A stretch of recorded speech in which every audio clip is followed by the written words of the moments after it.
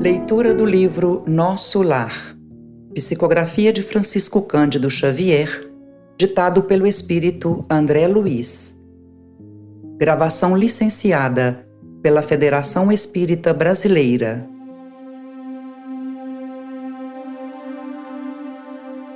Capítulo 21. Continuando a palestra. A palestra, senhora Laura, exclamei com interesse. Sugere numerosas interrogações. Revelar-me-á a curiosidade, o abuso. Não diga isso, retrucou bondosa. Pergunte sempre. Não estou em condições de ensinar, todavia é sempre fácil informar. Rimo-nos da observação e indaguei em seguida. Como se encara o problema da propriedade na colônia? Esta casa, por exemplo, pertence-lhe? Ela sorriu e esclareceu. Tal como se dá na terra, a propriedade aqui é relativa. Nossas aquisições são feitas à base de horas de trabalho. O bônus hora, no fundo, é o nosso dinheiro. Quaisquer utilidades são adquiridas com esses cupons obtidos por nós mesmos, à custa de esforço e dedicação. As construções, em geral, representam um patrimônio comum, sob controle da governadoria. Cada família espiritual, porém, pode conquistar um lar, nunca mais que um, apresentando 30.000 bônus hora, o que se pode conseguir com algum tempo de serviço. Nossa morada foi conquistada pelo trabalho perseverante de meu esposo, que veio para a esfera espiritual muito antes de mim. 18 anos estivemos separados pelos laços físicos, mas sempre unidos pelos elos espirituais. Ricardo, porém, não descansou. Recolhido ao nosso lar, depois de certo período de extremas perturbações, compreendeu imediatamente a necessidade do esforço ativo, preparando-nos um ninho para o futuro. Quando cheguei, estreamos a habitação que ele organizara com esmero, acentuando-se nossa aventura. Desde então, meu esposo ministrou-me conhecimentos novos. Minhas lutas na viuvez haviam sido intensas. Muito moça ainda, com os filhos tenros, tive de enfrentar serviços rudes. À custa de testemunhos difíceis, proporcionei aos rebentos de nossa união os valores educativos de que eu podia dispor, habituando-os, porém, muito cedo aos trabalhos árduos. Compreendi depois que a existência laboriosa me livrara das indecisões e angústias do umbral, por colocar-me a coberto de muitas e perigosas tentações. O suor do corpo ou a preocupação justa nos campos de atividade honesta constituem valiosos recursos para elevação e defesa da alma. Reencontrar Ricardo, tecer novo ninho de afetos, representava o céu para mim. Durante anos consecutivos, vivemos a vida de perene ventura, trabalhando por nossa evolução, unindo-nos cada vez mais e cooperando no progresso efetivo dos que nos são afins. Com o correr do tempo, Lísias, Yolanda e Judite reuniram-se a nós, aumentando nossa felicidade. Após ligeiro intervalo, em que parecia meditar, minha interlocutora prosseguiu em tom grave. Mas a esfera do globo nos esperava.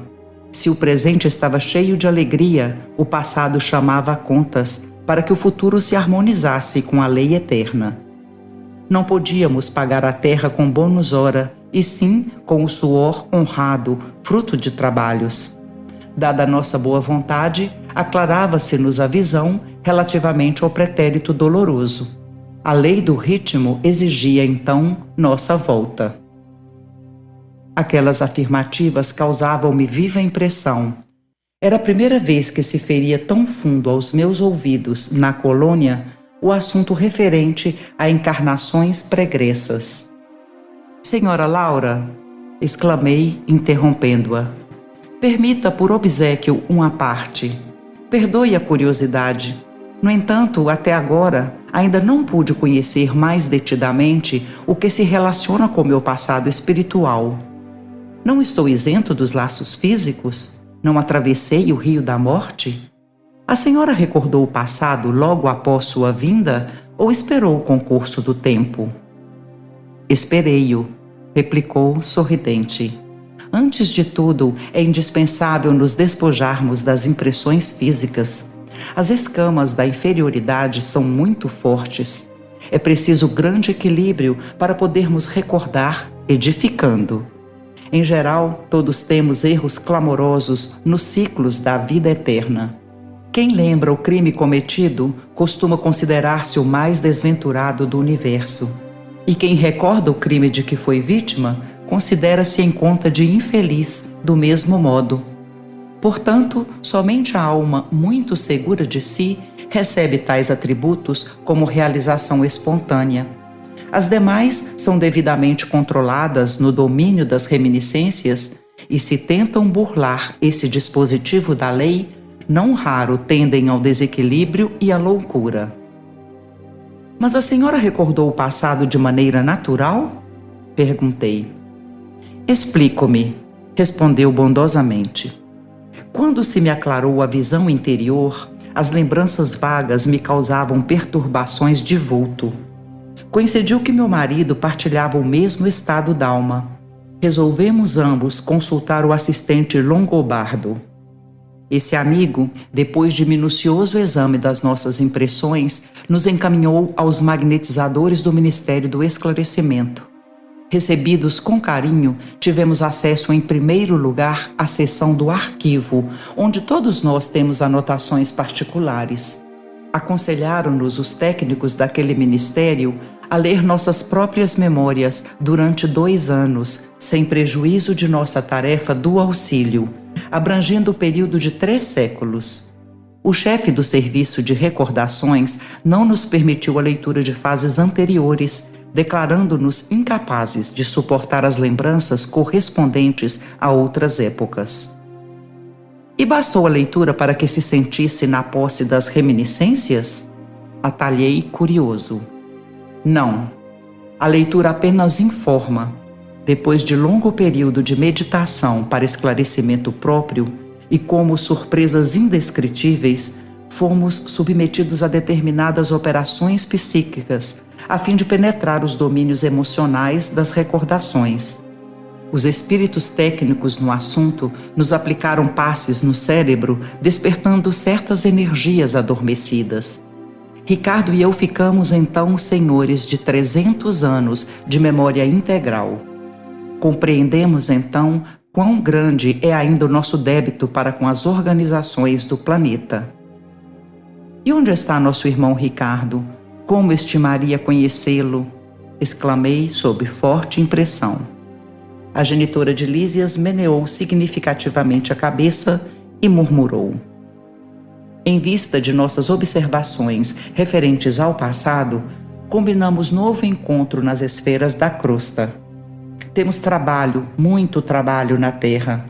Desse modo, Ricardo partiu há 3 anos. Quanto a mim, seguirei dentro de breves dias. Aguardo apenas a chegada de Teresa para deixá-la junto aos nossos. E de olhar vago, como se a mente estivesse muito longe, ao lado da filha ainda retida na terra, a senhora Laura acentuou.